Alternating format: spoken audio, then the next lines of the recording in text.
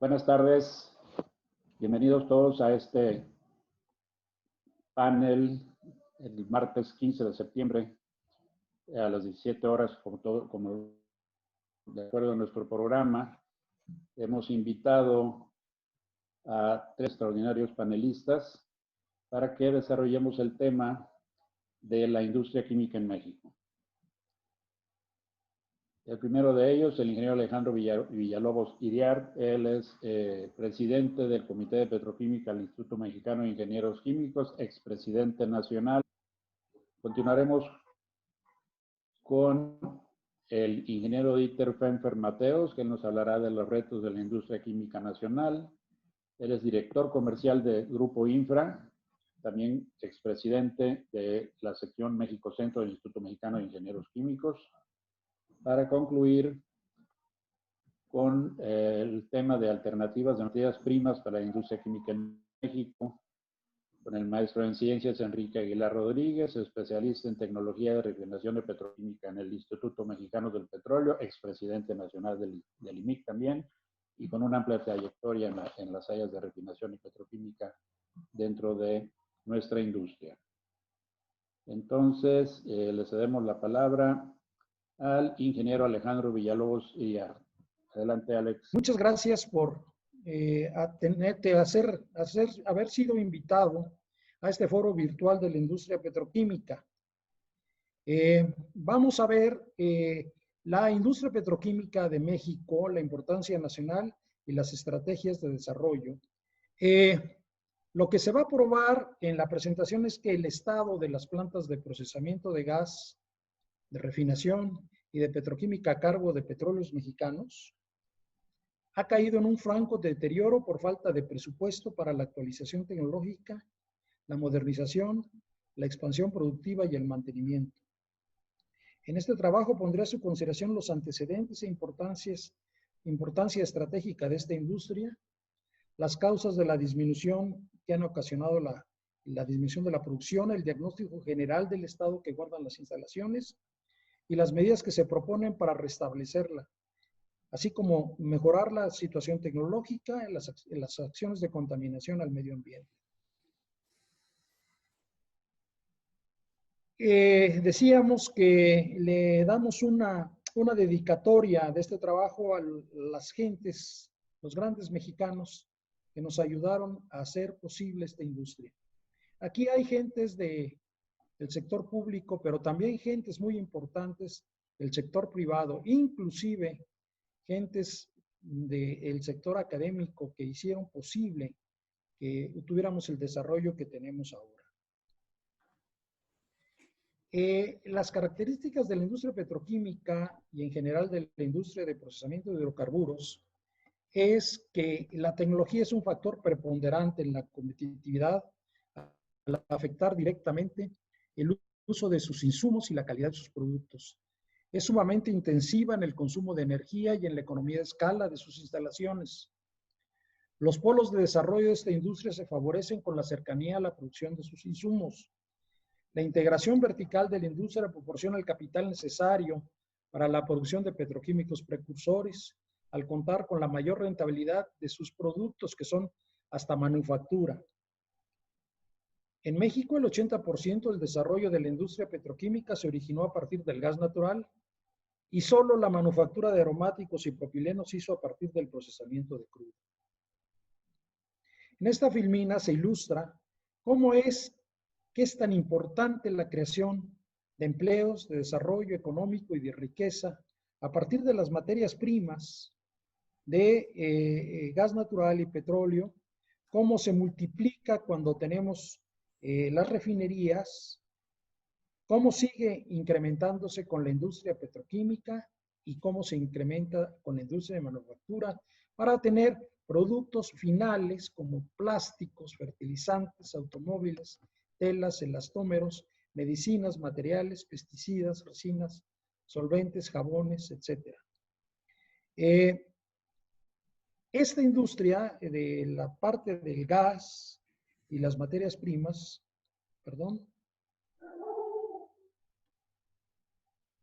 se generan los productos petroquímicos inmediatos precursores, que es este círculo y este otro círculo, para dar productos finales. Y la multiplicación del valor va en este sentido, las flechas, para estos productos finales usarse en la ropa, en el empaque, en las aplicaciones, en la maquinaria, en la electrónica, en la farmacia, en la industria automotriz, etcétera, como pueden ver en esta forma. Entonces, el valor multiplicativo, tanto en riqueza como en empleos, es sumamente atractivo. Aquí se ilustra cómo procesando el gas natural para elaborar amoníaco, metanol, etileno a partir del etano, óxido de etileno, propileno, polietilenos, polipropileno y productos plásticos, cómo va subiendo el valor relativo al precio del gas natural. O sea, hasta 30 veces en productos plásticos se alcanza el valor del gas natural. Esta situación hace que los países se desarrollen. En esta filmina estamos mostrando los países con mayor Producto Interno Bruto del mundo y los países que tienen una industria química en la derecha muy desarrollada. Vean que hay un paralelismo entre la riqueza generada por el Producto Interno Bruto y los países, ¿sí? Y hay inclusive ejemplos de países que son netamente importadores de materias primas, como puede ser Alemania, como es Japón, Reino Unido, Italia, y que sin embargo, a pesar de estar importando las materias primas, generan una industria petroquímica, una industria de procesamiento de hidrocarburos importante. Entonces, no nos debe de ninguna manera en México tener miedo a la importación de las materias básicas, siempre y cuando las transformemos en productos de mayor valor agregado.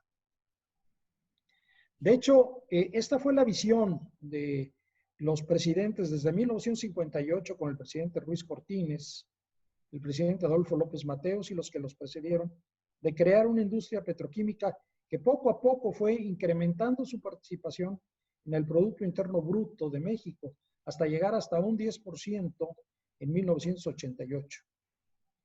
Cabe mencionar que los países de la OECD, los más desarrollados del mundo, tienen una participación de 5.8.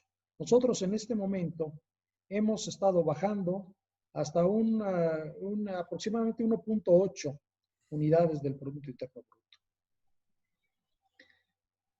Vamos a examinar las materias primas. Decíamos que la industria petroquímica mexicana se basó en el procesamiento de gas. Aquí en esta filmina está la producción de gas, que es la barra azul. Cómo ha ido variando un poco, pero ha ido decayendo después en el tiempo. La barra anaranjada es una contaminación con nitrógeno que desgraciadamente se usó para promover la producción de petróleo en los grandes campos de la sección marina noreste de Cantarell. Tenemos entonces que la producción está bajando, la importación está subiendo y fíjense, el consumo nacional está subiendo, ¿sí? Y se usa gran parte de este gas natural para la industria de manufactura, la industria eléctrica principalmente, para los ciclos combinados.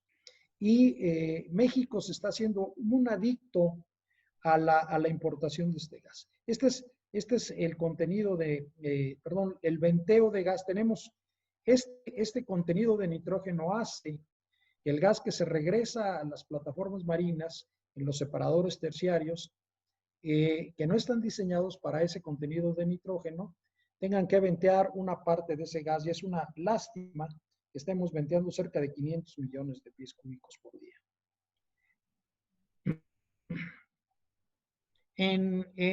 Esta disminución del gas hace que la disminución del etano que se produce a partir del procesamiento del gas amargo también vaya disminuyendo, como se puede ver aquí. El nitrógeno hace una labor netamente negativa. O sea, no solamente le quita poder calorífico al gas natural, sino que obliga a inyectar parte de este etano los gasoductos para mantener el poder calorífico hasta un 11% en volumen del gas natural y mantenerlo dentro de normas. Este etano que estamos gastando aquí nos impide usarlo para el procesamiento y elaborar etileno y derivados del etileno. Aquí hay un gran escándalo en México por la cuestión de la planta de etileno 21 que amarró una cuota de 66,000 barriles por día de este etano a un precio preferencial para hacer su etileno y sus derivados, dejando a los complejos de Pemex pues a la deriva de no tener ni la materia prima ni la cantidad de etano suficiente para hacerlo. Esto lo vamos a ver cómo se ha ido subsanando en el tiempo. Consecuentemente, el volumen de ventas de los productos petroquímicos y el volumen, el volumen de ventas y el volumen de toneladas anuales ha ido disminuyendo. Aquí tienen tres vertientes: 2018, 2019 y 2020.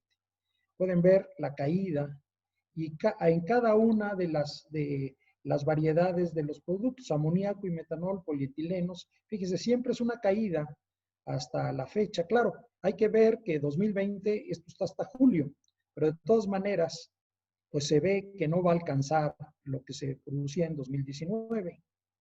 Y desde luego la cantidad de dinero, los millones de pesos, pues también han disminuido radicalmente, ¿sí?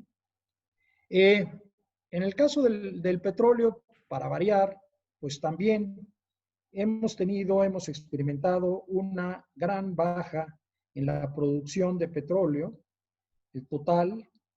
Desgraciadamente, el pesado, el ligero, es bastante menos que el pesado, y el ligero, pues también ha bajado. Esto ocasiona, y por eso puse esta gráfica, que en refinación, los productos de la refinación se ven afectados por la calidad del crudo. En este caso, la barra azul es el crudo Olmeca, que es el crudo más ligero. Crudo Istmo es un crudo intermedio. El crudo Maya es un crudo pesado. Entonces, también se hace la comparación con el West Texas Intermediate. Entonces, se puede ver que, por ejemplo, lo más importante es que la gasolina primaria, con el crudo Olmeca, pues alcanza hasta un 40% del volumen en refinación. Sin embargo, el crudo Maya, pues anda por ahí del 23%. El West Texas Intermediate anda por ahí del 38%. Ahora, esta gráfica también tiene la importancia no solamente en la producción de gasolina, sino en la producción de querosina, en la producción de diésel y en la producción de combustóleo, el residuo de vacío. Vean cómo el crudo Maya produce esta cantidad, hasta 37% del volumen de combustóleo. Esto hace una limitación, representa una limitación muy grande en refinación. Y ustedes me dirán, oye, pero ¿por qué te metes con refinación si es petroquímica? Bueno, lo que pasa es que hay productos de refinación, productos petroquímicos que se generan en refinación. Y si baja la producción en refinación, baja la generación de productos petroquímicos. Lo que ha pasado también en el tiempo es una disminución muy grande de las reservas de hidrocarburos que tenemos, en este caso de los yacimientos, lo marco, convencionales, en miles de barriles de crudo equivalente. Ustedes pueden ver que ha habido una reducción desde el 2005 de una fuente que teníamos total de 46.900 miles de millones de barriles de crudo equivalente, miles de millones de barriles de crudo equivalente, a 23.1, o sea, una reducción del 49%. También la calidad del crudo, que veíamos que va siendo más pesada y más pesada con el tiempo, ha hecho que básicamente que la dieta de crudo que pueden insumir las refinerías haya bajado desde 1.184 miles de barriles por día de crudo en 2010 a 534 a julio de 2020. Es una reducción del 45%. Aprovecho para decir que en los anexos está la composición del crudo, del por qué. Ahí se explica perfectamente por qué afecta tanto a la refinación. Y lo que sucede es que el crudo que se está produciendo está completamente fuera de la especificación original de las refinerías. Y eso hace que se incremente el mantenimiento y que se bajen los rendimientos, como se anotaba en la otra gráfica. Aquí se ve otra vez la caída ya de 2010 para acá y la producción de refinados. Vean ustedes que los refinados en total van bajando y como la gasolina y todo esto, los otros destilados van disminuyendo. Consecuentemente, la importación pues va muy arriba. Entonces, los productos petroquímicos, como es el propileno de refinación, va disminuyendo también. Al fallar el gas natural, la producción de amoníaco y la producción de metanol, que es la gráfica de la derecha, han caído a niveles sin precedente en los últimos 50 años. Así de sencillo, en los últimos 50 años. La producción de petroquímicos derivados del etileno, ustedes pueden ver desde 2010 para acá la gran caída que se ha tenido. Aquí está cada uno de los ¿cómo se llama? De los productos que se producían, inclusive todavía se coloca al monómero de cloruro de vinilo aquí, que ya a partir de 2013 dejó de ser parte de Pemex y ya en 2016 pues ya hubo una explosión y se acabó la planta de cloruro de vinilo. Entonces, ha sido un desastre porque estos productos son los que dan el valor agregado más grande de la petroquímica básica en México. La producción de etileno, consecuentemente hacia abajo, la producción de derivados del etileno, totalmente caída, y propileno, benceno, tolueno y estireno, marca esta gráfica, pues lo dice todo, ¿no? Una situación de desastre, básicamente. La situación financiera. Bueno, aquí muestro la evaluación trimestral del Producto Interno Bruto en México desde 2018 hasta el segundo trimestre de 2020. En este punto, desde luego, bueno, es la afectación de la pandemia del COVID-19, ¿verdad? Pero ya veníamos en toda la administración actual cayendo en el Producto Interno Bruto. Aquí se acentuó la caída. ¿Esto qué hace? Menos empleos, menos demanda de petrolíferos y consecuentemente, una afectación al balance financiero del gobierno federal. Aquí eché un poco a la luz porque aparte creo que esta semana ya Hacienda remite a la Cámara de Diputados el primer borrador del presupuesto del año de 2021, pero estamos viendo que al tener unos ingresos menores petroleros, un impuesto que aquí está marcado un poco más en 2020, de impuesto sobre la renta, un impuesto sobre el IVA, pero esto es quizá una presunción, estamos viendo un déficit grande en el presupuesto a 2021. Esto va a implicar una reducción, seguramente, en las obras del gobierno federal. En Pemex, lo que pasó en la administración pasada fue pues una cosa muy lamentable. O sea, la deuda pasó de 59,000 millones de dólares, como se ve en esta gráfica, a 103,000 millones de dólares al fin de 2018. Y esto es lo que esta administración ha tenido, ha llegado a una cúspide y hay un pequeño indicio de que está disminuyendo. Pero las calificadoras pues han estado todos diciendo una calificación negativa de la deuda de Pemex. Aquí pueden ver la Fitch, pero desde luego la más importante es Standard & Poor's Global, que marca como BB negativa, BB, una calificación como BB, presenta un parámetros de protección adecuado. Sin embargo, es más probable que condiciones económicas adversas o cambios coyunturales conduzcan al debilitamiento de la capacidad del emisor para cumplir con sus compromisos financieros.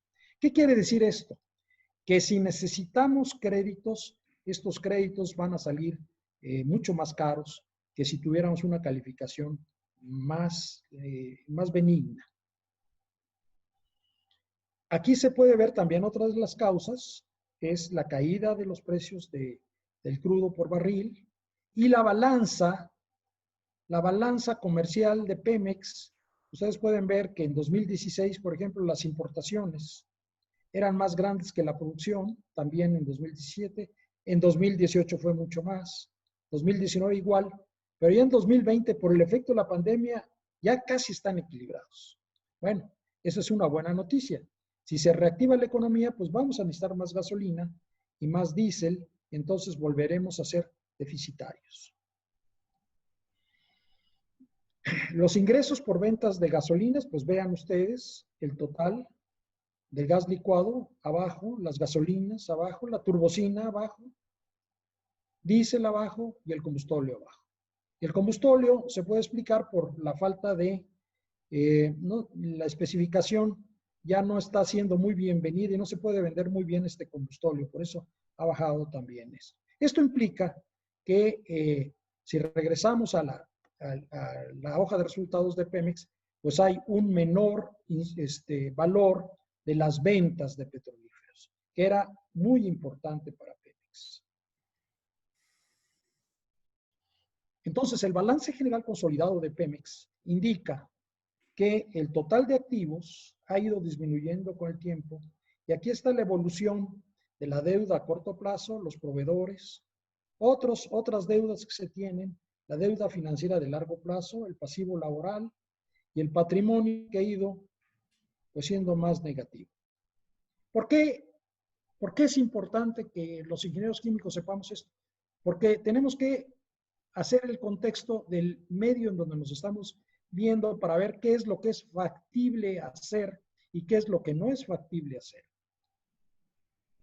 La balanza de la industria química en México, a medida que los petroquímicos han ido bajando, ustedes pueden ver cómo hay un déficit creciente y unas importaciones crecientes desde los Estados Unidos.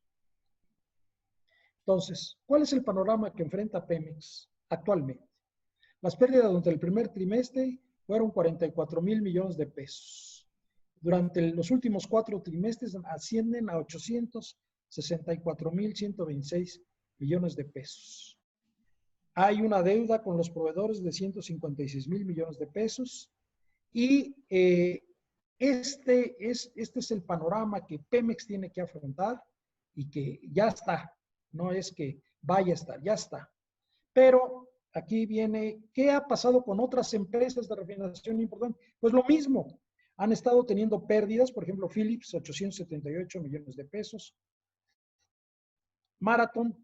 ExxonMobil, 1.1 mil millones de dólares de pérdidas y Chevron perdió 8.3 mil millones de dólares. Shell, 18.4 mil millones de dólares. O sea, las compañías de petróleo han estado disminuyendo y Pemex, desde luego, al ser una compañía petrolera, pues también. Vienen las propuestas de mejora. No tenemos otra opción por el momento. Tenemos que incrementar la oferta de gas natural para, como decíamos antes, hacer productos de alto valor agregado. La directora de Senagas puso un proyecto de 2 etapas. Hacer una primera etapa con una inversión de 1.600 millones de pesos para incrementar hasta en 500 millones de pies cúbicos por día el gas importado al sureste del país. Esto viene acá de los gasoductos que se hicieron el sexenio anterior, nada más que ahora en la estación Zempoala hay que cambiar la rotación de los compresores para mandar el gas al sureste, incluyendo la refinería de Dos Bocas. Déjenme decirle que no tiene gas la refinería de Dos Bocas, ¿verdad? Entonces, esa es la primera etapa. La segunda etapa concluye en meter 2 compresores adicionales para incrementar hasta 2.600 millones de pies cúbicos por día de gas. Y ese gas se va a meter por el gasoducto que viene de Texas a Tuxpan, que es este de aquí. Pero se necesita hacer en Zempoala, por acá, se necesita hacer la instalación de esos 2 compresores. Ese proyecto está, ¿cómo se llama? Está suspendido todavía, no está terminado precisamente por la falta de dinero que implica toda la situación financiera de México y de Pemex. En este caso de la CFE, esto está por la CFE, pero es básicamente por falta de dinero. Ahora bien, la segunda la segunda parte es, desde luego, ver cómo se disminuyen esos 500 millones de pies cúbicos que decíamos anteriormente del gas venteado en plataformas. Entonces, aquí lo que recomendamos es hacer auditorías técnicas a cada una de las plataformas de procesamiento de gas, planes de proceso, almacenamiento, terminales marítimas, etcétera, para disminuir los venteos de gas. Tenemos que irnos ahora hilando delgado para no estar desperdiciando nuestro gas, que es muy útil para hacer el amoníaco, hacer el metanol y dar paso a la cadena de producción de petroquímicos. Las autoridades técnicas pudieran aprovecharse los equipos de trabajo de las universidades ahora con las becas que está dando la Presidencia de la República para que se hicieran esta conformación de equipos para revisar cada una de las operaciones y ver cómo se disminuye. Inclusive podrían participar hasta sus propios profesores o jubilados, personal jubilado, que los entrenaran para tener sangre joven en nuestro sistema de Pemex. Entonces, yo creo que se puede hacer mucho con estos procedimientos de auditorías técnicas. En la contaminación del gas natural con nitrógeno, bueno, ya estamos en niveles, no se puede seguir, porque esto ocasiona los venteos de gas en las plataformas, ocasiona que el etano se tiene que inyectar en mayor cantidad para recuperar el valor de poder calorífico. Y entonces aquí lo que hay que ver es cómo puede ponerse en operación la planta criogénica que está instalada en Ciudad Pemex. Ahí se requiere hacer un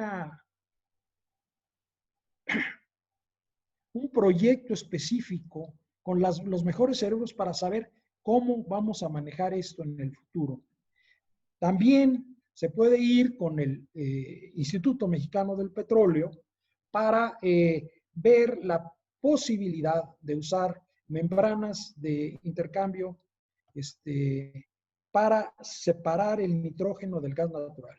El Instituto Mexicano ha hecho estudios y puede asesorar para poner estas plantas de absorción en los lugares donde se requiera. Pero no hay nada por escrito, o sea, hay que hacer el proyecto, ¿sí? Hay que hacer el proyecto. Todos son buenas intenciones, pero nadie dice, oye, vamos a hacer una política de mejora del gas natural. Esto es lo que hay que hacer.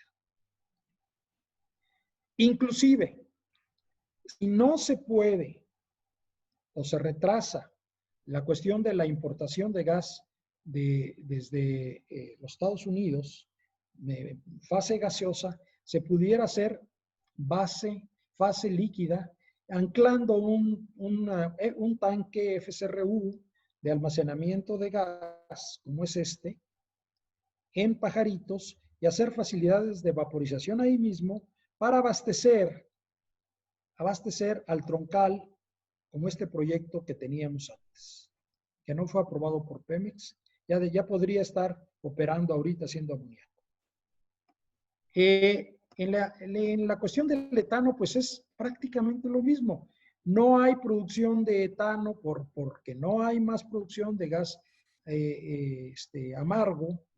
Entonces, ¿qué es lo que se está haciendo? Bueno, pues se está importando más etano en fase líquida desde los campos de Texas, desde los campos donde el etano se está obteniendo por el fracking, que nosotros estamos haciéndole el feo. Ahí va un mensaje, ¿no?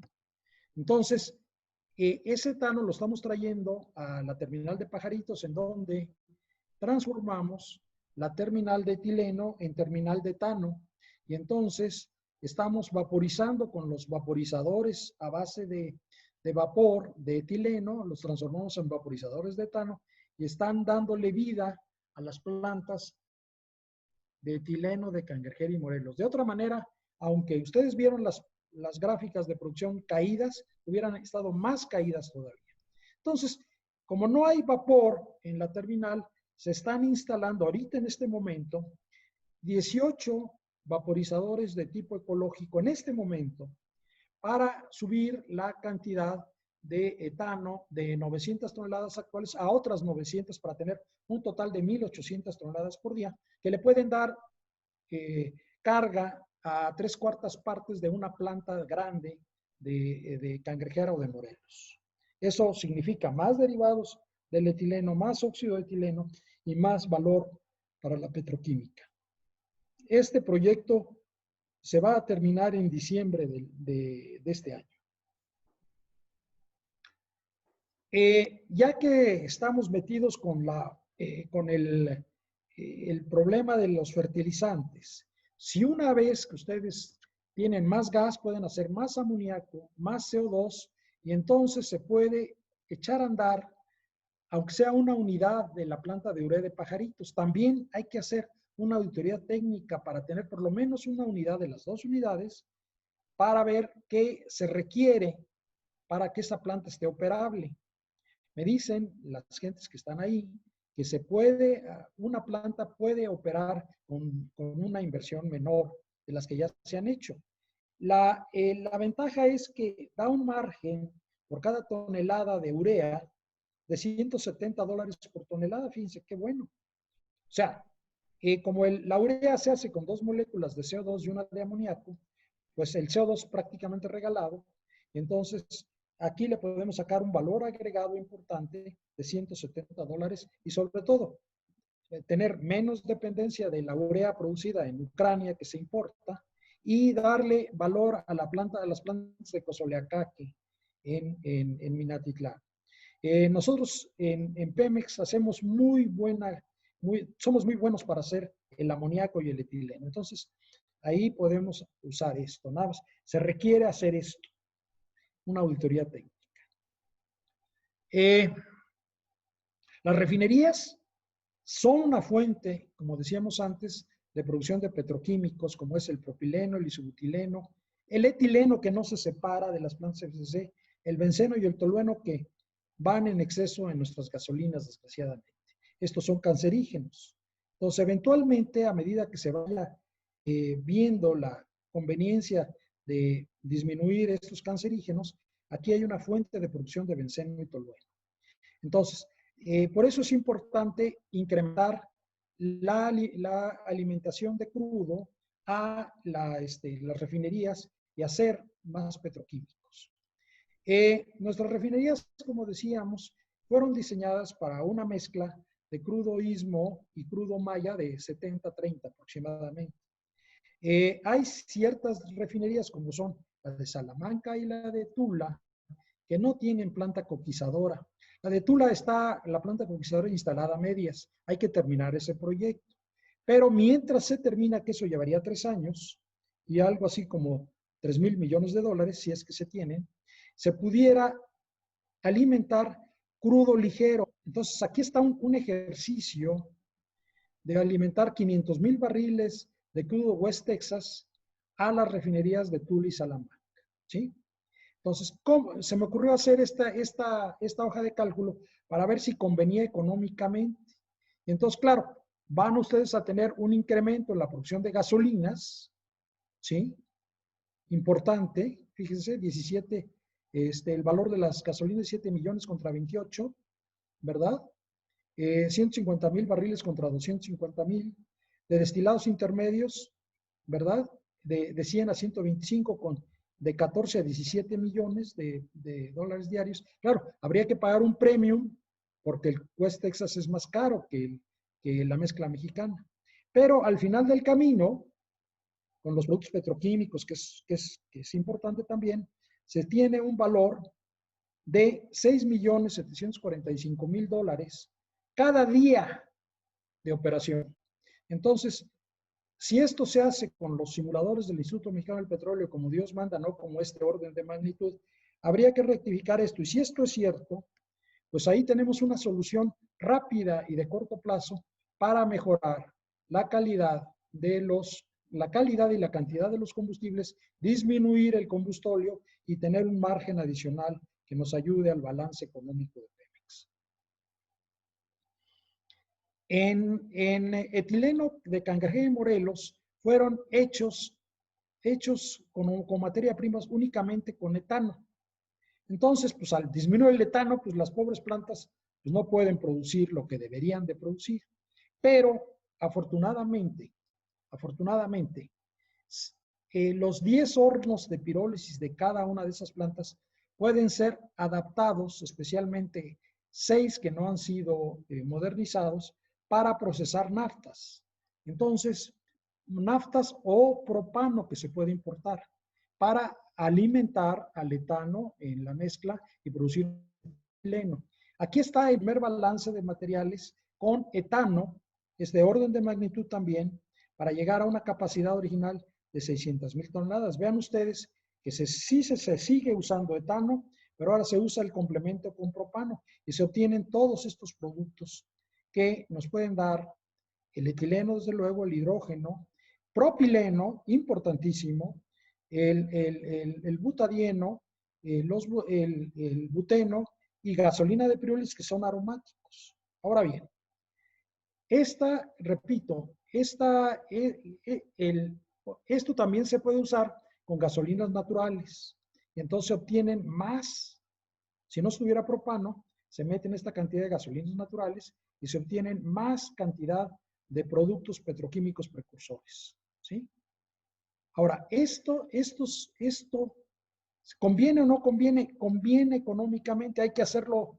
Esto es orden de magnitud, pero esto conviene hacerlo económicamente. En los anexos están los cálculos del margen que tenemos. Y les puedo decir que en los dos casos, tanto con mezclando propano o mezclando gasolinas naturales, el tiempo de pago de los 500 millones de dólares que tenemos que hacer para modificar cada planta se paga en menos de un año. Entonces necesitamos ese dinero. ¿Sí? Necesitamos conseguir ese dinero de alguien que entre. Esto es una idea que debe de ser afinada.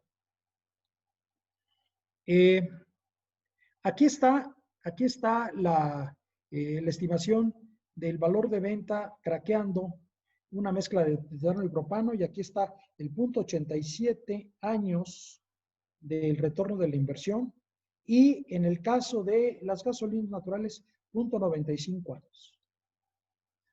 Esto se hizo con información de esta fuente. Debe de hacerse, como digo, con una simulación más estricta, pero este es el orden de magnitud. ¿Sí? Entonces, este es un proyecto perfectamente factible de hacer. ¿Sí? Aparte, se puede integrar una refinería petroquímica, que esta idea la sacó el presidente el pasado mes de junio, allá en Cangrejera.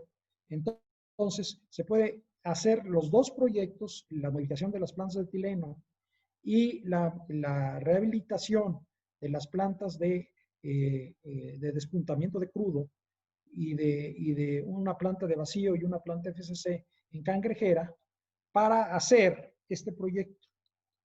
El rojo es prácticamente las unidades de refinación, y aquí están las plantas de Cangrejera y Morelos modernizadas. El complejo de aromáticos modernizado y la planta el BTX modernizada y rehabilitada, junto con la planta CCR que ya está la planta reformadora CSR que ya está operando y la unidad de hidrosulfurada de gasolina de diésel. Este sería el esquema, el esquema de proceso de bloques de esta propuesta. Si se hiciera esta integración de la refinería petroquímica, el margen que tenemos en refinación, en el mejor de los casos de alrededor de $15 por cada barril, se puede subir a $27 por barril. De hecho, en las refinerías americanas, es este esquema de integración con la refinería petroquímica lo que les da los mejores rendimientos. Entonces, esta filmina sirve para ilustrar lo anterior. No podía pasar por la producción adicional de gas natural en los yacimientos no convencionales. Ustedes vieron nuestras reservas en los yacimientos convencionales cómo han ido bajando y bajando. Y sin embargo, en los yacimientos no convencionales tenemos una gran cantidad de reservas, como se muestra en esta filmina. Aquí pueden ver la cantidad, y es precisamente de gas. Entonces, estas reservas convencionales, vean la cantidad de hidrocarburos que tenemos. Esta es una fuente de las reservas convencionales, son 75.500, y esto es lo que tenemos en las reservas no convencionales. Pero estas están esperando que la administración actual dé la luz verde para poder operarlas. No se operan porque dice el gobierno federal que la escasez de agua, que es intensiva en este uso de tecnologías para la extracción, es muy peleada en toda esta zona, pero se podría hacer una prueba en Tampico, Misantla. Aquí se puede hacer unos pozos exploratorios, se puede hacer un inicio de la industria para ver qué aprendemos. Necesitamos aprender de los grandes yacimientos de los Estados Unidos, que están acá, exactamente, en Eagle Ford, ¿sí? Entonces, ¿cuál es el premio? El premio es, me voy a saltar hasta acá, precisamente los anexos, son todos los anexos que ustedes tienen a su disposición. Y ustedes pueden ver lo que se ha hecho en Estados Unidos. Miren, todo el gas de fracking y todo esto ha hecho todas estas inversiones que ustedes pueden ver de la industria petroquímica entre Luisiana y Texas. Entonces, acá está nuestro país, esperando que tengamos la iniciativa para poder ir haciendo. Esto es lo que produce el gran valor agregado en los Estados Unidos. Muy bien. Gracias, el ingeniero Alejandro Villalobos, con su magnífica presentación que realmente nos plantea el panorama actual de la industria petroquímica, de la cual se deriva la industria química y que requiere precisamente gran impulso a su desarrollo. Continuamos con el ingeniero Dieter Pfeffer-Mateos, que nos va a presentar su punto de vista sobre este tema. Adelante, Dieter, gracias. No, al contrario, muchas gracias. Gracias al ingeniero Juan de Dios Mastachi y al Instituto Mexicano de Ingenieros Químicos por esta invitación a participar aquí en el foro virtual de la industria química de México y América Latina. A mí me pidieron exponer el tema del el desarrollo de la industria química, ¿no?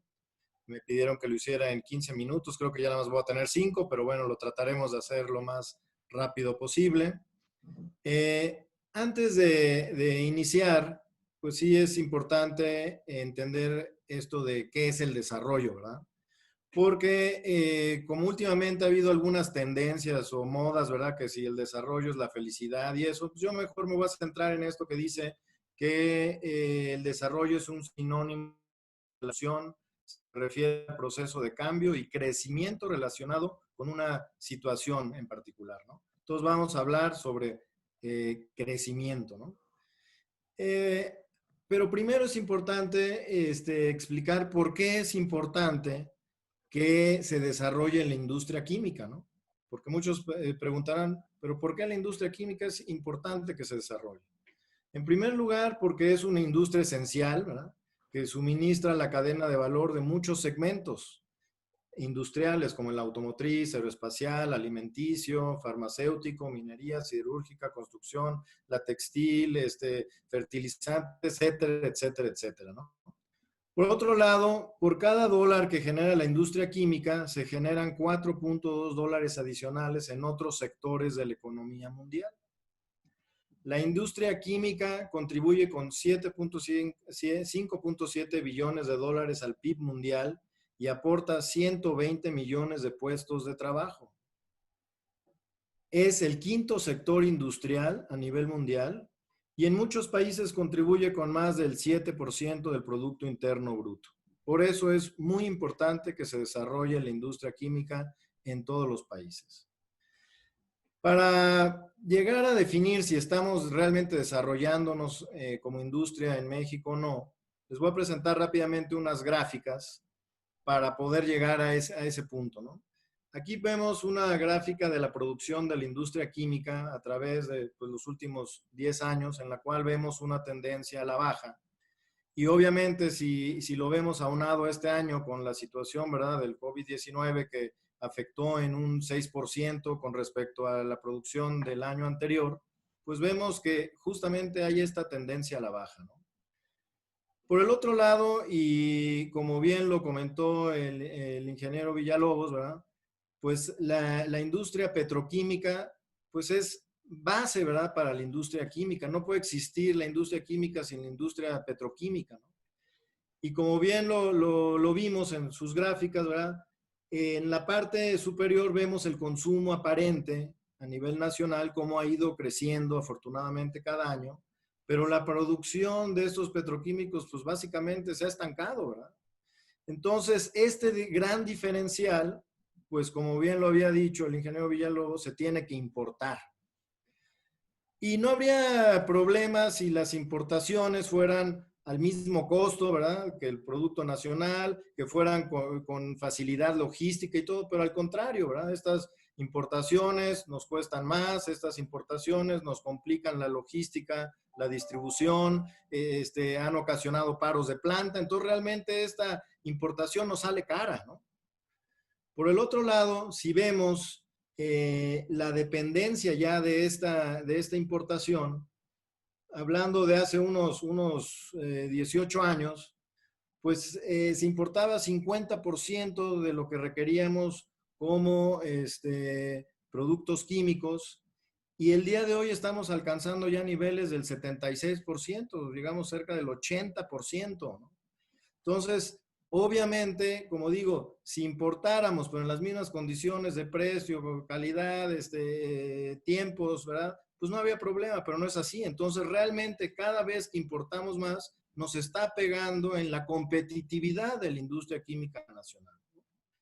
Aquí tenemos también algo que el ingeniero Villalobos nos explicó muy bien, es la parte del gas natural, que es fundamental en los procesos de la industria química, ¿no? Y obviamente ha habido una disminución en la producción nacional, hemos tenido que importar mucho gas, pero el problema es que no ha sido suficiente, ¿no? Hay muchos complejos, como lo comentó también el ingeniero Villalobos, que han quedado pues a baja capacidad porque no hay el suficiente gas natural o no se tiene el gas natural con la calidad necesaria. Y obviamente todo esto se resume en que no tenemos las materias primas en la industria química que necesitamos para desarrollarnos, ¿verdad? Nos hace falta gas natural, nos hace falta etano, etileno, óxido de etileno, amoníaco, CO2, propano, butano, bueno, así puede seguir la lista, pues, mucho mayor, ¿verdad?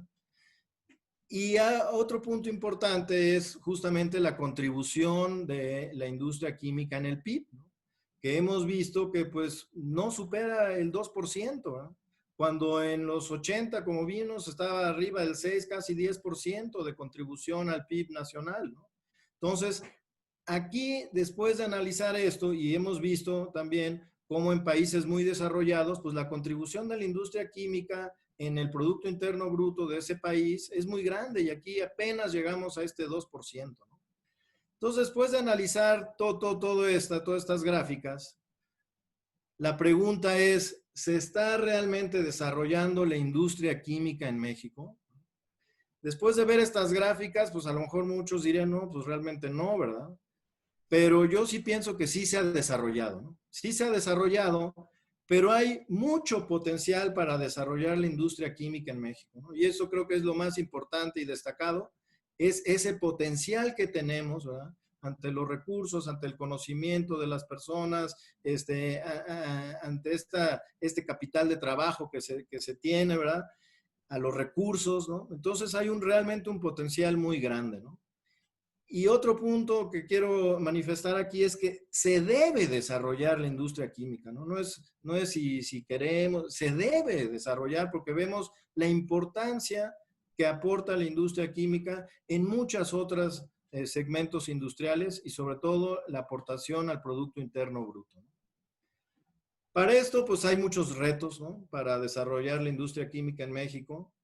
Aquí uno de los puntos que quiero destacar es que Pemex, para que pueda suministrar las materias primas necesarias para toda la industria química nacional de forma continua, ¿verdad? Porque obviamente si no hay continuidad en el suministro, pues no ayuda, ¿verdad? Que sea de calidad y a precios competitivos, porque obviamente, pues no estamos solos, ¿verdad? Sabemos que ahora hay una competencia global para establecerse en un lugar o en otro, para comprar ciertos u otros productos. Pues estamos en una competencia campal, pero mundial, ¿no? Entonces necesitamos tener esta fuente de suministro continua a buenos precios y obviamente aquí estamos hablando del gas natural, del etano, del propano, del butano, del óxido etileno, ¿verdad? Etcétera, etcétera. Por otro lado, necesitamos como industria química, pues un Pemex fuerte, ¿verdad? De nada sirve un Pemex en estas condiciones que ya nos platicó el ingeniero Villalobos. Necesitamos un Pemex realmente fuerte que sea un proveedor clave para la industria química nacional, ¿no? Y obviamente el gas natural, pues es un combustible estratégico, ¿no? Y es un combustible estratégico para toda la economía nacional, no nada más se hable de la industria química, que obviamente es un factor primordial, ¿no? Pero para la economía nacional es fundamental este combustible, ¿no? Y por el otro lado, pues requerimos que se garantice su abasto, ¿verdad? En cuanto a calidad y en cantidad para todo lo que es la industria química y petroquímica. Ahora, ¿cómo lograr esto?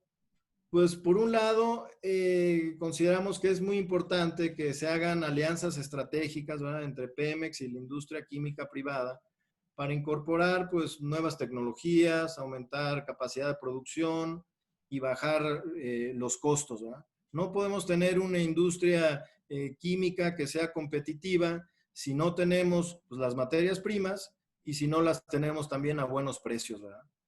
Y esto lo quiero recalcar que no solo aplica para Pemex, ¿verdad? También aplica para la Comisión Federal de Electricidad, porque necesitamos también una CFE fuerte, ¿no? Necesitamos una CFE fuerte también con alianzas estratégicas con la industria privada, ¿verdad? Para que tengamos justamente este abasto tanto de energía como de productos de forma constante, a buenos precios, de buena calidad. Y por lo tanto, no podemos imaginar en la industria química el tener un CFE o un Pemex solos, ¿verdad? O sea, nosotros vemos que se tiene que hacer esta alianza estratégica para poder desarrollar, ¿verdad? Como bien lo comentó también en la presentación anterior, pues hay muchas inversiones muy importantes, obviamente con retornos muy interesantes, pero que ahorita por la situación financiera que está pasando Pemex es difícil acceder a buenos créditos, a buenas tasas, y obviamente por estos montos de cientos de millones de dólares, pues es una situación difícil para poderla hacer solo, ¿no? Y lo mismo pasa con CFE, ¿verdad? Por otro lado, también se requieren estímulos fiscales y económicos para acelerar el desarrollo de la industria química, ¿verdad? Y esto no nada más ahorita por la situación de la pandemia, que esperemos que ya pase prontamente, sino es una situación que ya se veía desde años atrás, ¿no? Si no tenemos estos estímulos fiscales, estos estímulos económicos, pues es muy difícil que los inversionistas sigan creyendo en México, sigan invirtiendo en México, que no haya las condiciones contractuales legales que den certidumbre a estas inversiones, ¿verdad?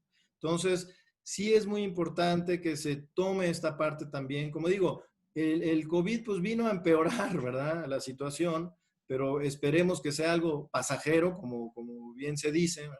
Pero ya veníamos arrastrando esta situación y por eso decimos que es importante estos estímulos fiscales y económicos, ¿no? Y por el otro lado, se requiere realmente una política clara y segura para el desarrollo de reservas, producción, suministro y comercialización del gas natural, ¿no? El gas natural, como ya lo vimos, es un elemento indispensable en la industria química, en la industria petroquímica, ¿verdad? Y por un lado, tenemos la fortuna de estar de vecinos a uno de los países mayores en producción de gas natural, a muy buenos precios, que ya muchos otros países quisieran tener acceso a esos precios. Pero hay mucho que hacer, como bien también se mencionó en la plática anterior, para poder tener acceso a él. Más aparte, la producción que tenemos que hacer también aquí en México para tener esa disponibilidad de gas natural.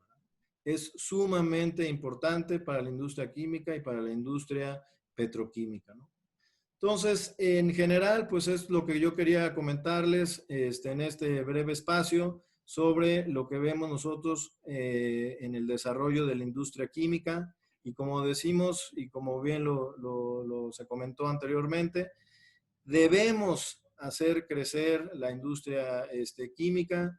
Es fundamental para el crecimiento del país, ¿no? Pues eso es mi comentario. Muchas gracias por su atención. Gracias. Le cedemos la palabra a el maestro en ciencias Enrique Aguilar para que nos platique también su punto de vista de alternativas de materias primas. Ya vimos la importancia de Petróleos Mexicanos en la producción de crudo y gas. Entonces, Enrique nos va a platicar un poquito más, ampliarnos estos conceptos. Adelante, Enrique, gracias. Muchas gracias, Juan de Dios. Yo quiero agradecer y lo voy a decir con mucho gusto, a nuestro IMIC y desde luego al CONIG, a la Sociedad Química, por tomar una iniciativa que a mí en estos momentos me parece tan importante. Bien, a mí me gusta en las pláticas siempre tener una primera lámina de objetivo, de tal manera de que quien la escucha sepa qué se puede esperar a la conclusión de esta plática. Y en este caso, los objetivos pues están ahí resaltados, es identificar los retos estratégicos. Y bueno, me dejaron un trabajo ingrato de hablar de la industria de transformación de hidrocarburos, porque esto implica refinación, procesamiento de gas y petroquímica. Y bueno, en el tiempo que tenemos, pues es un reto de síntesis que trataré de enfrentarlo. Y desde luego, no quedarse solamente a hablar de los retos, sino lo importante, como también lo hace un médico, por ejemplo, es no solamente diagnosticar una enfermedad correctamente, porque bueno, uno va al médico no para que le diga que está enfermo, pues uno va a verlos porque sabe que está enfermo, pero que diga que finalmente cuáles son las acciones que debemos tomar y qué camino seguir para recuperar la salud. Ese sería el caso de nuestra industria. La que sigue. Yo me quiero referir a 5 puntos que los voy a tratar brevemente cada uno. Los retos de la industria de transformación, refinación, después procesamiento de gas, después petroquímica, y al final quiero dar mi visión del futuro, cómo veo yo el futuro de nuestra industria. Antes de continuar, quiero situar un contexto que se me ocurrió hoy en la mañana, de decir, bueno, ¿por qué tenemos tantos problemas y nos enredamos a veces en discusiones difíciles, ¿no? Bueno, algo que se me ocurre como un contexto es que recordemos que nuestra población ha crecido de una forma terrible con respecto a muchos otros países. Baste decir que nuestra población en 1940 era apenas de 21 millones de habitantes. Y pongo 1940 porque pues es el dato recién dada la expropiación. En 1970, cuando se inicia ese gran despegue del momento de oro, y diría yo, de la industria petrolera, donde se hacen grandes refinerías, grandes centros procesadores de gas, grandes centros petroquímicos, en 1970 ya éramos 63 millones de habitantes. Es decir, se multiplicó por 3 la población y ahorita en 2020 somos 126 millones de habitantes. casi en forma exacta, del 40 al 70 se triplicó la población y del 70 al 20 se duplicó. De tal manera que de la expropiación que tanto leemos y añoramos, pues tenemos un México con 6 veces más habitantes que en esa época, con un abatimiento importante del analfabetismo de 40% a 8% y con un uso mucho más intensivo de la energía que lo que se tenía en esos tiempos. Entonces, en ese contexto hemos tenido que desarrollarnos y adaptarnos a los cambios, a la globalización que se ha dado, como lo dijo Dieter hace un momento, y bueno, pues ese es parte del contexto en el que tenemos que situar el análisis que voy a hacer en este momento. La que sigue, por favor. Muy rápidamente, para algunos, para la mayoría de quienes me oyen, esto es muy claro. La que sigue, Gaby, por favor. Pero también me gustaría situar el contexto antes de entrar en el tema. Hablar de la cadena de transformación de los hidrocarburos. En realidad esta lámina se las presento porque no podemos analizar un bloque de los que están aquí aislado, es decir, desde que recibimos el petróleo crudo y el gas en las refinerías, en los centros procesadores y después en las plantas petroquímicas, hay una interacción muy importante que para hacer un análisis correcto no podemos perder de vista, ¿no? El petróleo crudo genera combustibles, pero en forma muy importante también materias primas para la petroquímica, como son el propileno y las naftas.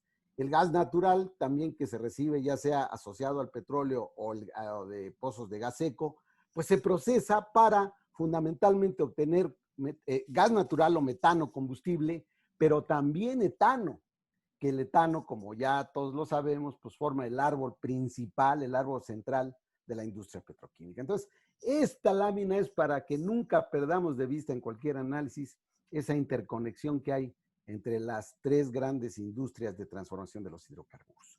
La que sigue, pueden ver ustedes que yo quiero empezar al revés. Voy a leer de derecha a izquierda. Es decir, si yo fuera médico, primero les voy a decir, mire, usted está enfermo de esto. Y después, primero le voy a decir, mire, usted, aquí está su receta, váyase a la farmacia a comprar su medicina y se la toma. ¿Por qué? Bueno, y después voy a desarrollar hacia atrás. Y entonces empiezo con el final. Para mí, en síntesis, los grandes retos para modernizar y fortalecer nuestra industria son 6. El primero, ya se ha dicho por quienes me antecedieron, es aumentar la producción de crudo y gas natural. Después, optimizar la dieta, es decir, la calidad de los crudos que se procesan en nuestras refinerías. Ya también se habló de que tenemos diferentes tipos de crudos y que las plantas no fueron diseñadas para los crudos difíciles que tenemos ahora. Entonces, ese es un segundo reto.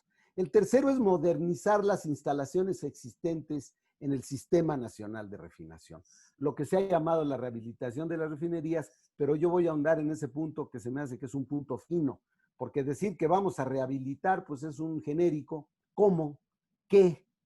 ¿A qué costo? ¿A qué beneficio? Bueno, lo vamos a mencionar en un momento. El cuarto reto me parece que es en la industria de refinación particularmente reducir la producción de combustóleo. ¿Por qué? Pues porque el combustóleo es el residuo, es la basura de la refinación y además cada vez su uso está más restringido por aspectos de tipo ambiental. Es una fracción ya residual que tiene muchos contaminantes, azufre, metales, etcétera, y prácticamente su uso para producir electricidad está ya restringido, ¿no? Ese modelo donde siempre a un lado de la refinería había una planta termoeléctrica, pues eso ya, alimentada por combustóleo, pues eso ya es historia. Entonces, entre más combustóleo procesamos, más problemas de logística operativa y de transporte tenemos en el Sistema Nacional de Refinación. El quinto reto, ya se ha tocado el tema, es mejorar la calidad del gas natural que estamos produciendo en este momento en el sureste. Y el último, me parece, Dieter lo dijo, yo lo voy a consolidar, es fortalecer el desarrollo de cadenas productivas en petroquímica.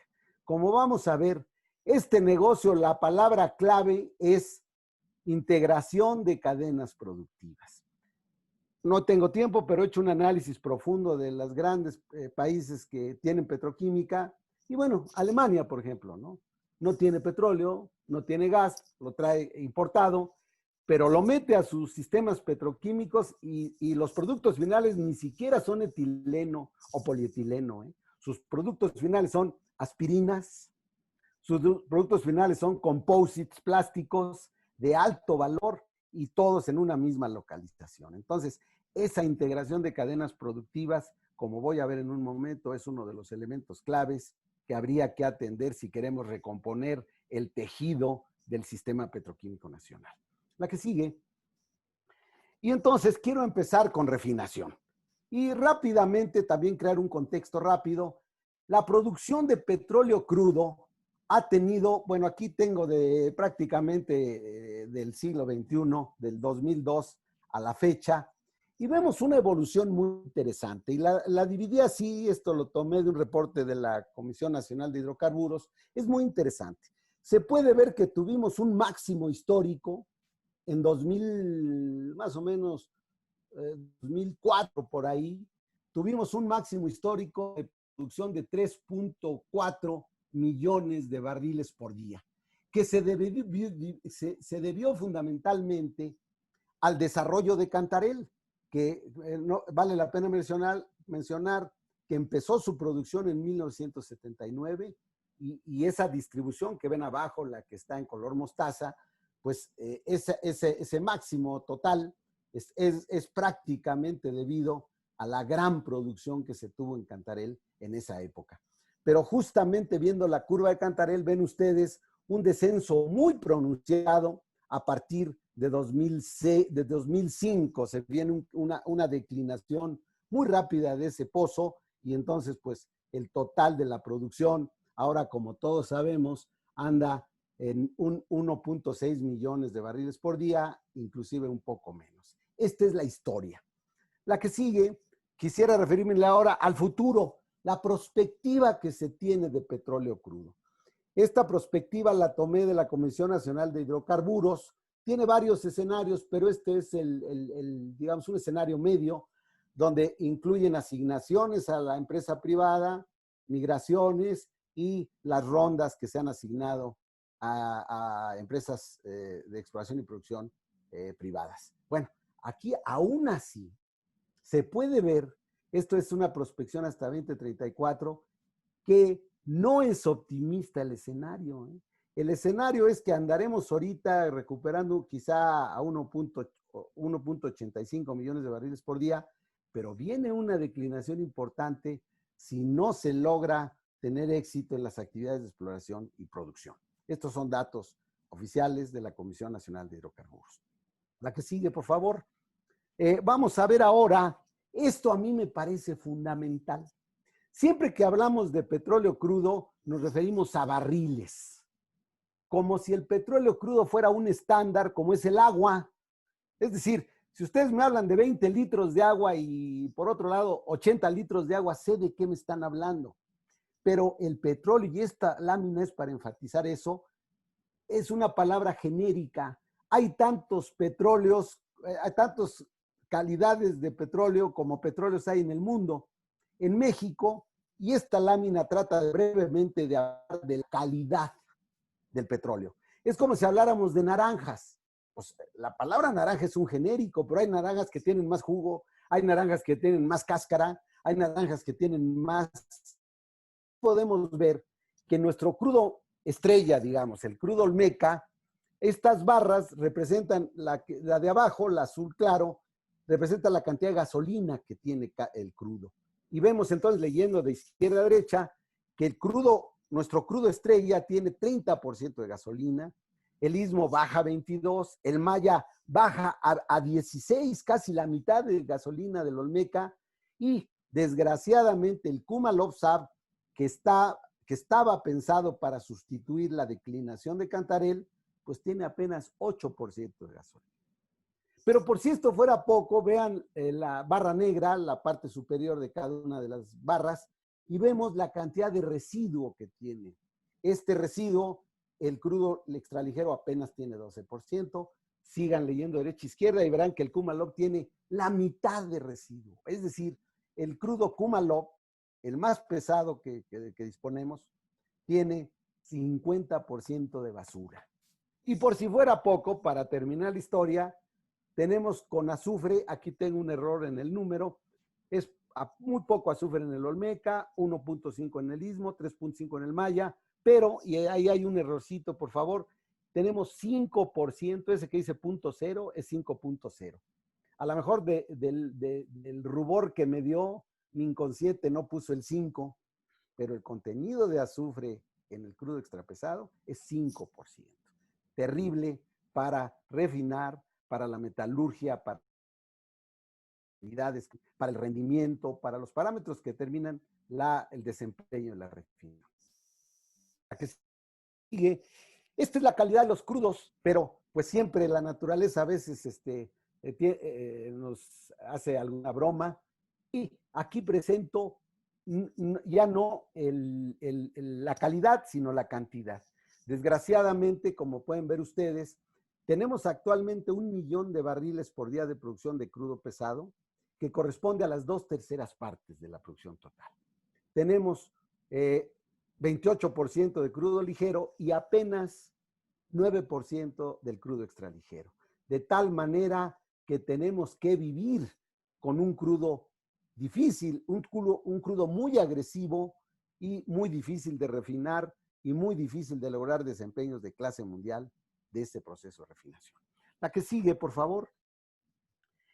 Ahora, quiero presentar, y complementa lo presentado en la primera sesión, el procesamiento de crudo que hace un mes se publicó por parte de Pemex. Ahí tienen ustedes las dos referencias que reflejan estos números. Y aquí esta lámina presenta en julio cómo estaban comportándose todas las refinerías del Sistema Nacional de Refinación. Y vemos que lo que está con azul, la barra con azul es la capacidad de diseño y la barra que está con café, con un color mostaza, es lo que se está procesando en este momento. Vean ustedes, por ejemplo, el caso patético de Tula, que de 315,000 barriles por día de capacidad de placa, apenas se está procesando 33,000 barriles por día.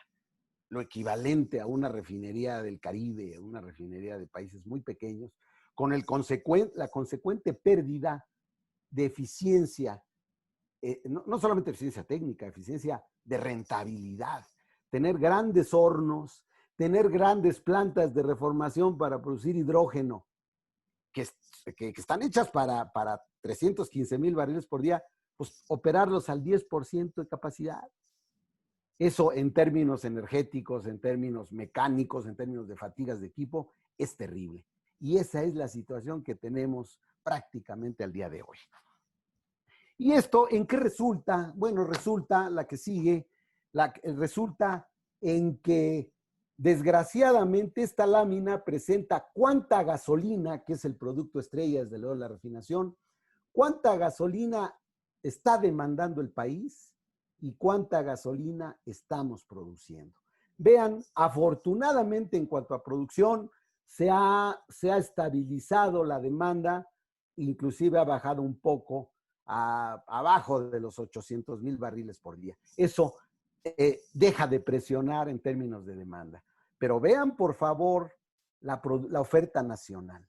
Es increíble que hayamos llegado al 2019 a producir apenas 160,000 barriles por día de gasolina.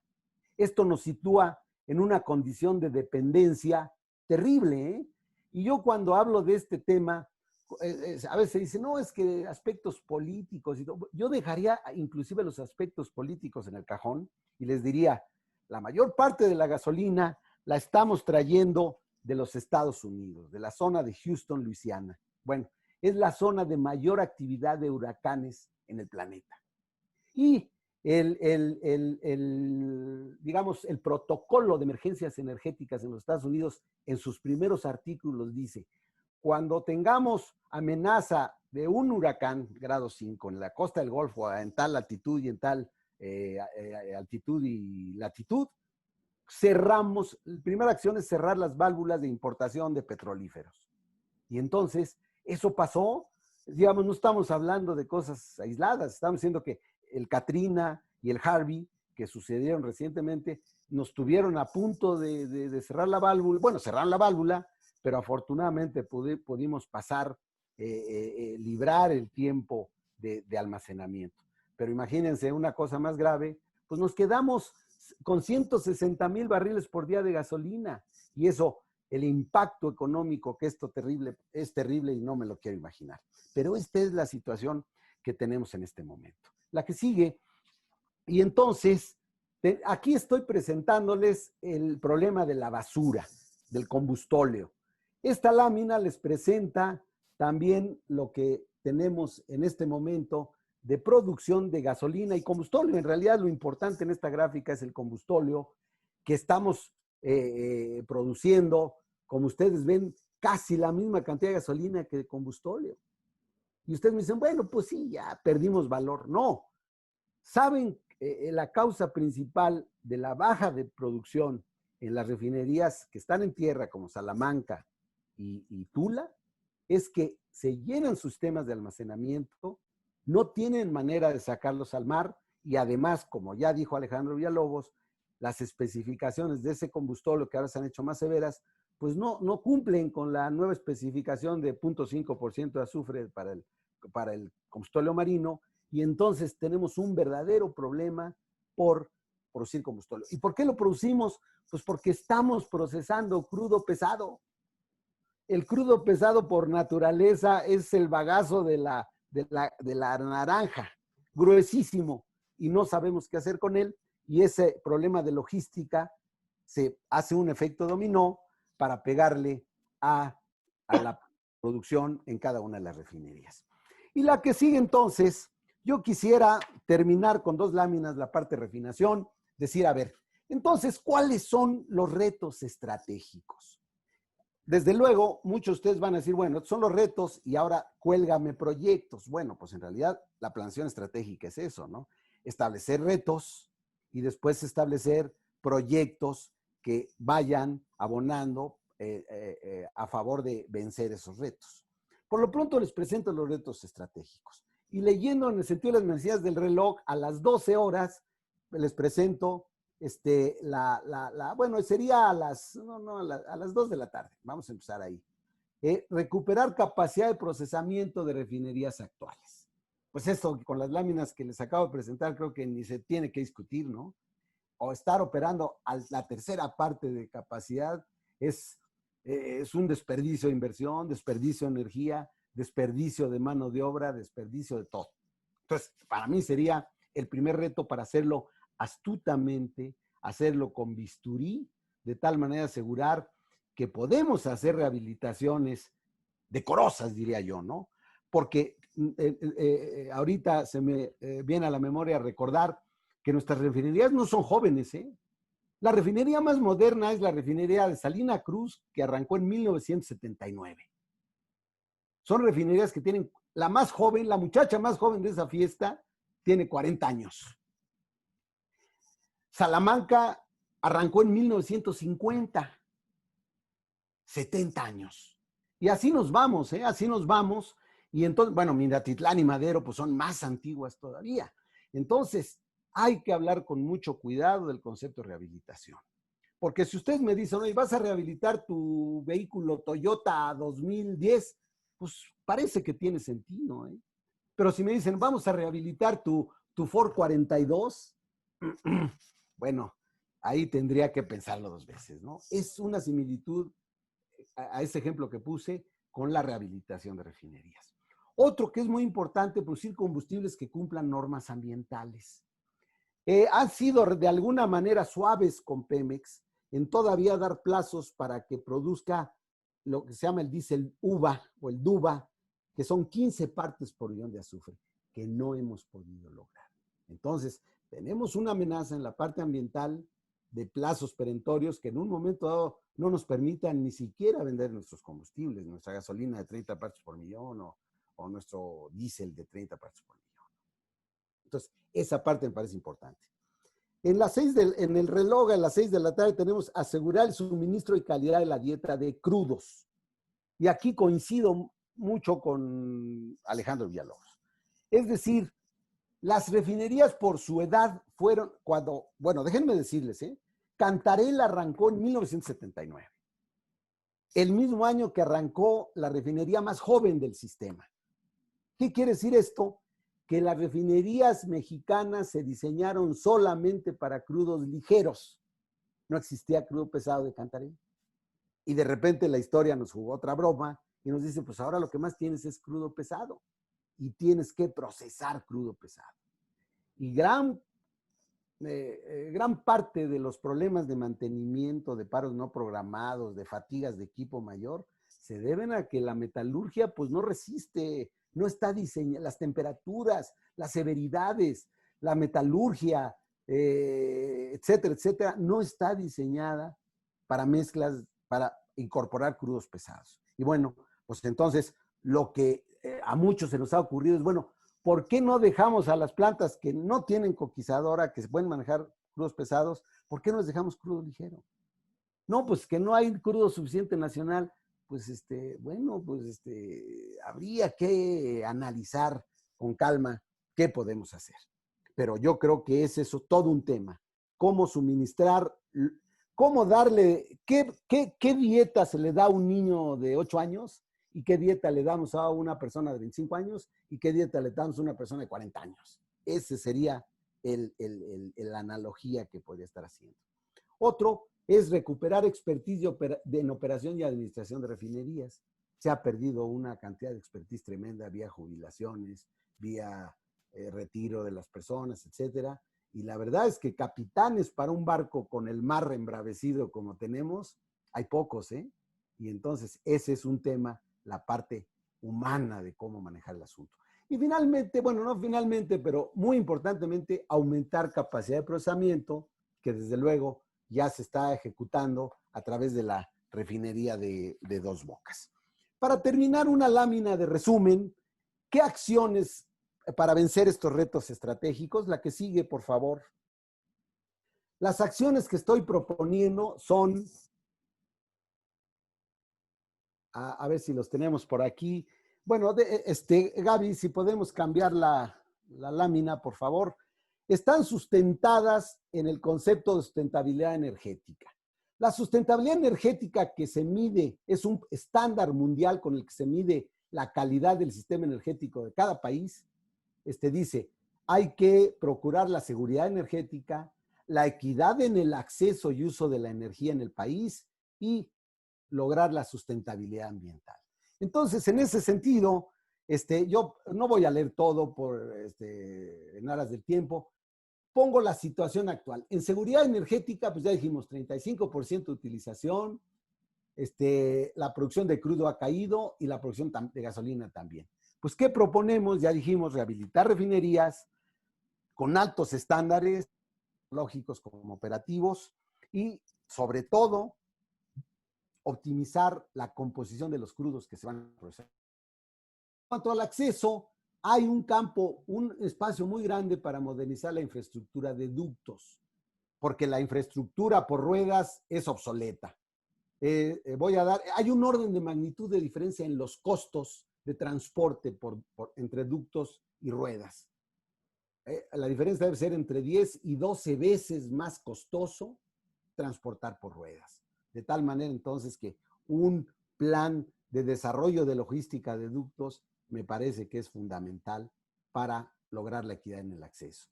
Y finalmente la parte ambiental, en el que actualmente tenemos muy baja eficiencia energética. ¿Y saben por qué? Y para que no encontremos culpables fáciles, porque las refinerías se diseñaron antes de la guerra del Medio Oriente. Se estaban diseñando cuando el crudo estaba, en los 70s, el crudo estaba a $3-5 por barril. Entonces, ¿qué iba a importar la eficiencia energética? Entonces, pues, los diseños desperdician mucha energía de origen y hay que hacer muchas rehabilitaciones para rediseñar y optimizar la gestión de la energía. Esto es mi visión de la parte de refinación, y me paso ahora a mi visión del gas natural, que va a tener muchas coincidencias y algunas no coincidencias con los planteamientos hechos en las presentaciones anteriores, en algunas de las presentaciones anteriores. La que sigue, por favor, Gaby.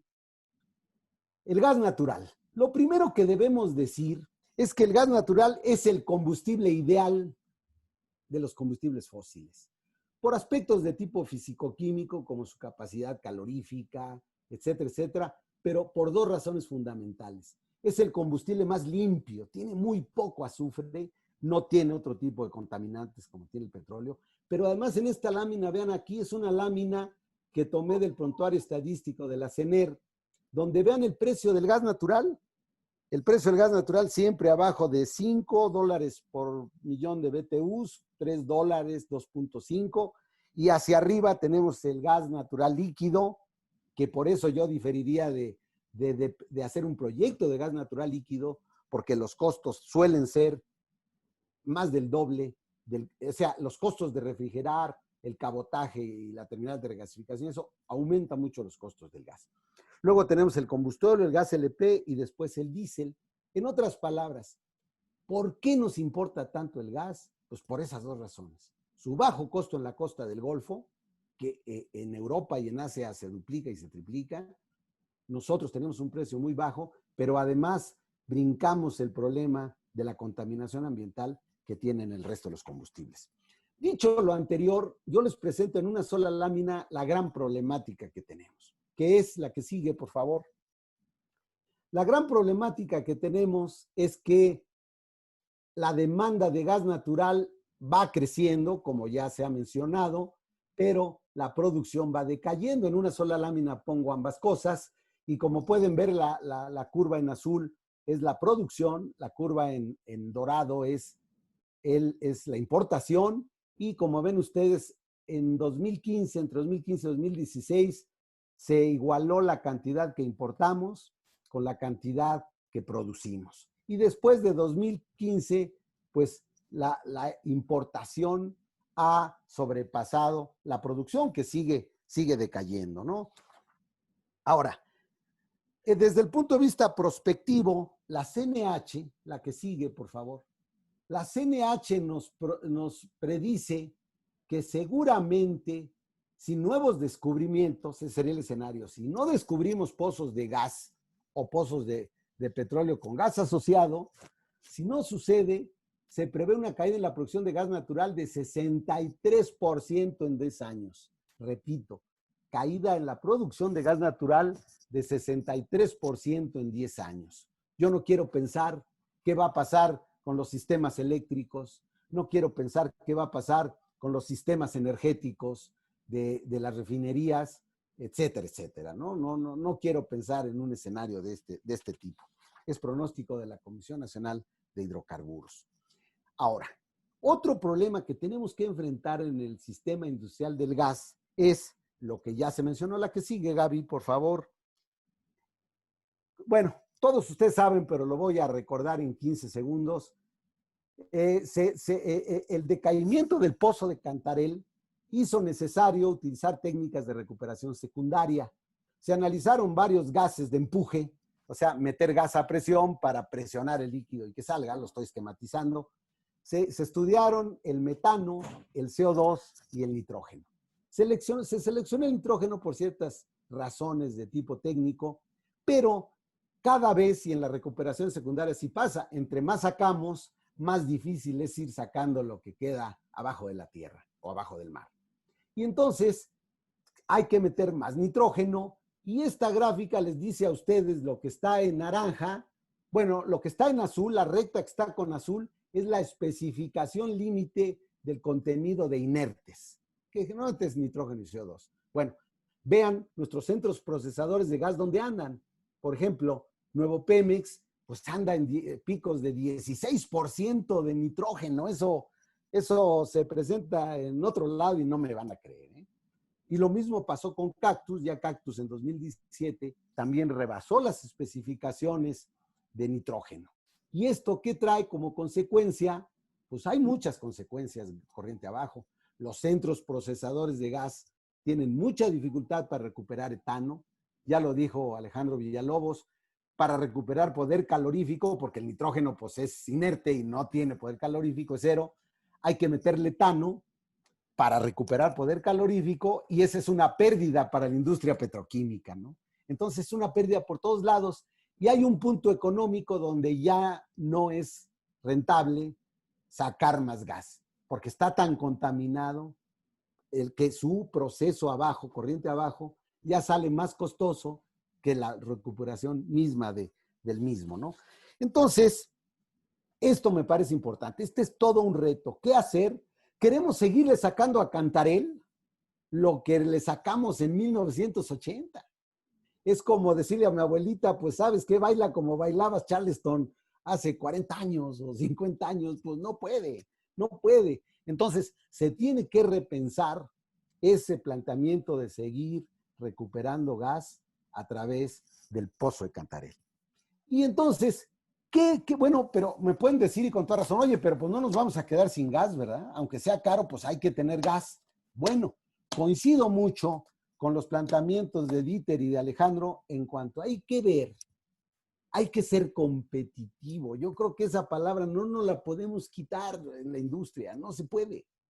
Y entonces, si pensamos en ser competitivos, a mí me gustaría referirme en este sentido, la que sigue, por favor, me gustaría referirme a el gas de shale. Y aquí les presento un mapa que tiene datos, yo lo puse en mapa, pero son datos que he tomado de la EIA, la Energy Information Network, una de las fuentes más confiables. Bueno, aquí tienen los círculos, representan el área de cada círculo, la relación, la proporción relativa que se tiene de gas de shale en el mundo. Desde luego liderada por China, sigue, si mal no veo aquí, Argelia, Argentina, Estados Unidos, Canadá, etcétera, y México ocupa la 6ª posición. Hay gas de shale en una cantidad muy respetable que tenemos en nuestras cuencas nacionales. Y para la que sigue, por favor, pero la que sigue da un repaso, ahora es petróleo de shale. Pocos países en el mundo, y México está entre ellos, tiene reservas importantes de gas, pero también reservas importantes de petróleo. Baste decir, y no lo tengo en datos aquí, pero tengo el dato duro, hay más petróleo en las reservas de shale que el petróleo que hemos consumido en toda la historia petrolera del país. Ahora, pues yo sé que van a decir, este cuate ya sé a dónde nos lleva. Bueno, y lo que les quiero decir es de que abajo del mar hay un baúl con monedas de oro. Sí, nos podemos ensuciar, hay problemas ambientales, sí, nada más que no se nos olvide que ahí hay un baúl con monedas de oro. Eso es lo que yo quiero decir. Ahora, coincido con el planteamiento de Alejandro en cuanto sí, seamos responsables ambientalmente. O sea, sería una locura decir, vamos a sacar gas de shale y que nuestras cuencas se contaminen, la poca agua que hay en el norte del país donde están las cuencas de shale que se contaminen. Pues, eso es una locura. Bueno, ¿qué tendríamos que hacer para hacer pertinente la explotación y la producción de gas y el uso de gas de shale? La que sigue, por favor. Bueno, yo propongo lo siguiente. Yo creo, soy un fervor, ¿cómo se dice? Tengo un gran fervor, soy un gran creyente, un fervor en la capacidad del cerebro humano para desarrollar tecnología. No hay tiempo, pero yo les presentaría las primeras plantas de craqueo térmico, que sean las precursoras de las FCC. Bueno, hay fotos donde uno dice, esto es una mina y está llena de polvo y de carbón. Pues sí, pues las primeras plantas eran terriblemente contaminantes, pero el desarrollo tecnológico ha hecho que esas plantas prácticamente estén con un muy bajo impacto ambiental. Yo sí creo que el fracking, que entre paréntesis a veces también se le dice de más, el fracking dura en cada pozo apenas 30 días. Ese proceso es de 30 días y el pozo puede tener una vida de 5, 6, 7 años, 8. Y entonces, lo que yo creo es que, bueno, no creo, hay evidencias de que la tecnología está avanzando muy rápidamente y que muy seguramente habrá un fracking más suave o inclusive sustituir fracking con agua, que es golpear con agua los yacimientos, las piedras, con rompimientos no invasivos Y aquí me tomo la libertad de decir lo que pasa con los cálculos urinarios, por ejemplo, ¿no? Que ahora no se quitan con procedimientos invasivos. Hay procedimientos con ultrasonido que rompen el cálculo y lo eliminan. Pues ese tipo de cosas se está invirtiendo mucho dinero en tecnología para poder hacer el fracking no invasivo. Y a mí me parece que deberíamos estar preparados en términos prospectivos, en términos de uso del gas y del petróleo de shale, para que no lleguemos, como en muchas cosas hemos llegado tarde a la fiesta, ¿no? Pero sí, definitivamente hay que esperar que haya una exploración y explotación muy apegada a las normas ambientales, tanto en aire, agua y tierra. Que se haga una verdadera difusión seria, técnica, de qué es el proceso de producción no convencional y desde luego tener un programa, porque se habla mucho de sacar el gas y el petróleo de shale y a poca gente le escucho decir, ya que lo tengamos arriba de la tierra, ¿qué le vamos a hacer? ¿No? Entonces, un programa que permítaseme la palabra, que nos permita cachar el gas de lutitas, el petróleo de lutitas y saber cómo vamos a procesarlo, a refinarlo, etcétera. Esto es lo que yo diría de la parte de gas. Me queda muy poco tiempo. Afortunadamente, Dieter y Alejandro hablaron muy bien de la parte de petroquímica. Yo tengo algo y algunas láminas pues van a ser de repetición. Las voy a pasar. Gaby, la que sigue.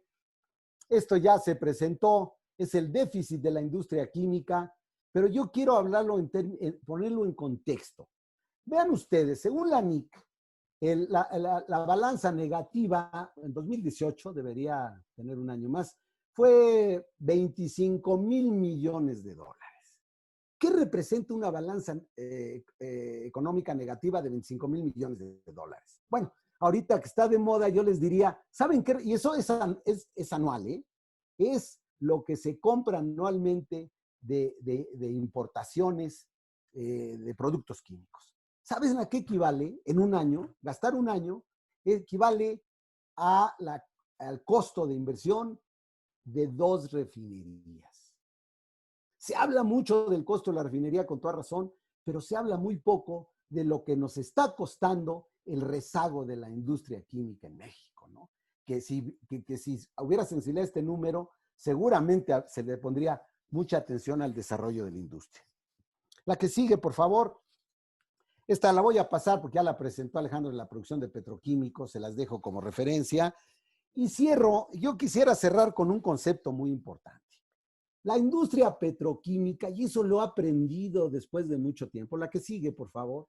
Y esto, miren, para quienes trabajamos en petroquímica o en industria química, no deberíamos olvidarlo.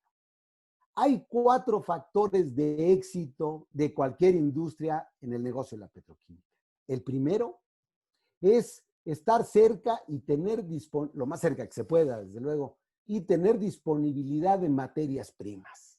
No hay materias primas, pues es como yo le digo a mi nieto, no hay balón, pues no hay fútbol.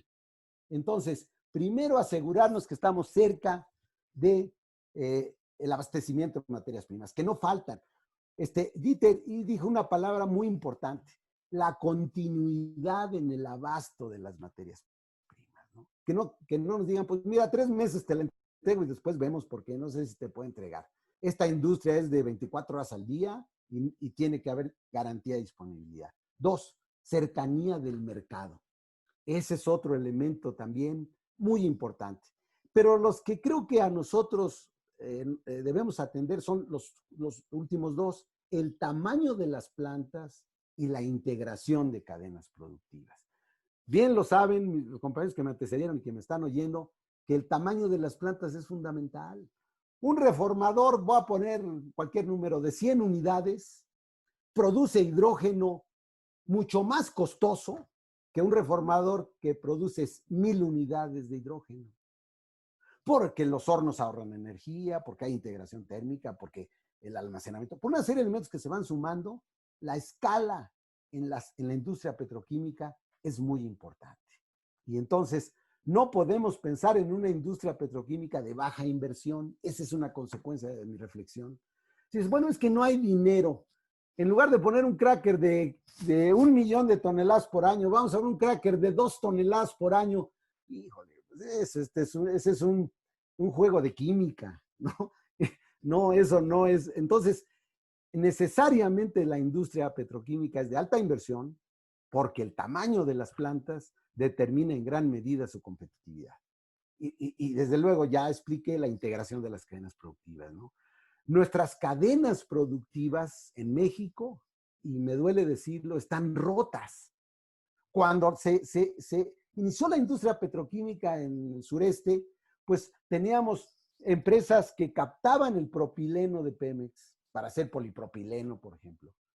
Compañías que tomaban el etileno de Pemex para hacer polietileno, los que hacían, bueno, etcétera, etcétera, ¿no? Fertilizantes que tomaban amoníaco, urea, etcétera. Bueno, eso se acabó, porque con el boom de China, muchas empresas productoras de petroquímicos se quedaron con el nombre, pero se convirtieron en importadoras de petroquímicos. Y entonces la demanda hacia Pemex, o sea, el abastecimiento de Pemex se quedó en el aire y entonces vino un efecto de rebote, ¿no? Que eso también ha lesionado mucho al tejido, vuelvo a repetir, de las cadenas productivas. Entonces, no se puede hablar de mejorar los crackers, por ejemplo, ¿no?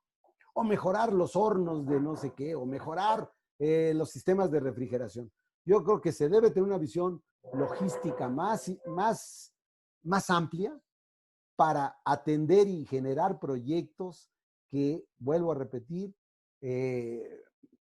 vuelvan a darle sentido a la integración de cadenas productivas. Gracias, Enrique. Gracias otra vez a los tres. Gracias. Gracias a nuestros que nos vieron.